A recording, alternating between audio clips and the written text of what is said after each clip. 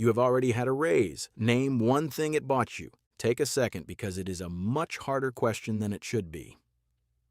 The money arrived. The number on your paycheck went up. And somehow, a few months later, your bank account feels exactly as tight as it did before.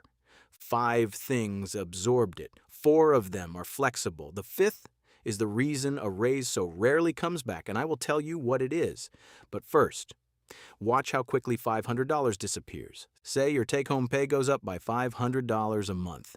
It could be a raise, a promotion, a job change, and what that looked like before tax depends entirely on where you live and what your situation is, so use your own number, $500 a month, landing in your account starting now. Month 1, you barely touch it. You feel briefly wealthy. This is the best month. Then, over the next half year or so, 5 categories of spending quietly expand. None of them feel like decisions. Food and convenience. You order in a bit more often. You buy the nicer version at the grocery store. You stop checking the price of lunch. Call it $80 a month, though nobody has ever measured this and neither have you. Subscriptions. 2 appear. $40. Small service upgrades. Better phone plan, a gym you attend with real sincerity for 5 weeks. 30. General discretionary drift, slightly better clothes, one more night out, better gifts. 50. And then the 5th category, which is $300 all by itself. Your lease comes up and the nicer apartment is $180 more. Your old car finally gives up and the new payment is $120 higher than the old one. Add it up. 80, 40, 30, 50, 300. $500, your entire raise gone, spent by a version of you who never once sat down and decided to spend a raise. Now, those numbers are illustrative, not research. Yours will look different. Maybe there is no car, maybe there is no apartment, maybe it is childcare or a parent who needed help. The details change, but the pattern is often similar. A raise rarely gets spent on one big thing you can point to. It gets absorbed by several small ones you cannot, and that 5th category is doing something the other 4 are not. Here it is. The 5th one is different because it is not spending, it is commitment. The bigger apartment, the newer car, financing on a phone, a couch, a laptop, anything that arrives with a contract attached and a monthly payment that shows up whether you thought about it or not.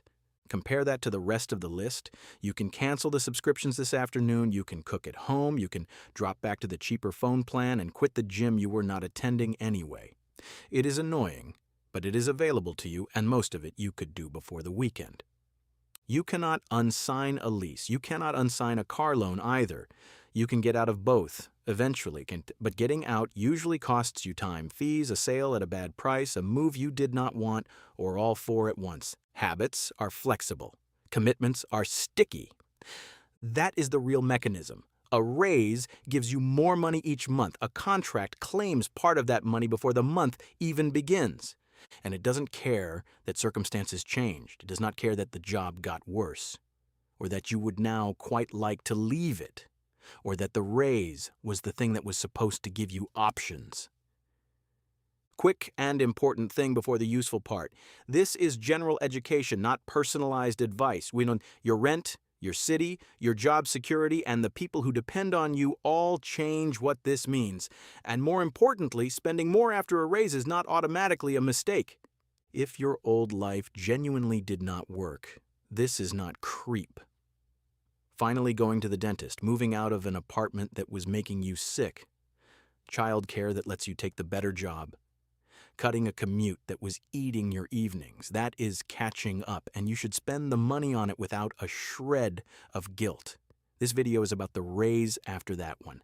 Now, the fix, a simple default. Split the raise before it arrives and let half of it improve your life. Send the other half toward a goal you chose before the raise existed: savings, retirement, an emergency fund, the debt with the ugliest interest rate, whichever one you already know is the answer, and set the transfer up on the first payday it appears so the decision only has to happen once.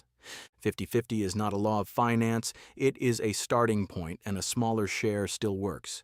You could save the entire raise, but for many people that turns the plan into a punishment, and plans that feel like punishment rarely survive contact with a Tuesday.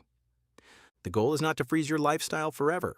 The goal is to choose how much of the raise becomes lifestyle. Now watch the same $500 in two different lives. In the first, it is fully absorbed. A year later, your savings have not moved. Your life is somewhat nicer in ways you would struggle to itemize. You could not tell me where the money went, and honestly, neither could I. In the second, you split it, and the financial half actually gets saved. A year later, you have $3,000. But something else happened too. Your lifestyle baseline is now $250 a month lower than the version of you who absorbed the whole thing. That is two separate wins, and the second one compounds quietly every month you keep it. 5 years of that is $15,000. 20 years is $60,000, assuming no future raises at all, and zero growth, zero interest, zero cleverness. Just the half you did not let disappear. But the number is not really the point. If you receive several raises over a career, the effect stacks. You could be earning dramatically more 15 years from now and still feel exactly as tight as you do this month, because every increase quietly widened the floor beneath you. Same tightness, same feeling, bigger number on the paycheck. That is the trap. It is not that you spent a raise. It is that you can spend all of them. Now the objection, and it is a fair one, so I work harder, earn more, and live exactly the same? No. That is exactly why the rule is half and not all. Half of it goes straight into your life, immediately, no spreadsheet, no guilt. The problem was never that you upgraded, the problem is upgrading by default, where the money drains toward whatever was closest and you never got to decide what it bought. There is a quieter objection too, but I hardly noticed the last raise anyway, so nothing really changed. That is not a counterargument, that is the symptom. And sometimes the raise never really existed. If your essential costs, rent, groceries, insurance, everything you cannot opt out of, rose by more than your take-home pay did, then the bigger paycheck may still leave you worse off than last year. Splitting that in half accomplishes nothing, and no amount of discipline fixes a math problem. So this week, 3 things. First, find the last real increase. What is your take-home pay now, and what was it just before your last meaningful raise or promotion? If you cannot pin down the date, 2 years ago is a fine substitute. Write both numbers next to each other. For a lot of people, this is genuinely uncomfortable because the gap on paper is much bigger than the change they can feel. Second, open your bank statement and find the recurring costs that did not exist before that increase, not one-off purchases, the ones that repeat. That list will show you part of where the higher income went, then sort it honestly into 4 piles. Things that were overdue and necessary, upgrades you would choose again on purpose, drift you never actually decided on, and anything with a contract behind it. Only the last 2 are the problem. Third, decide the next split now.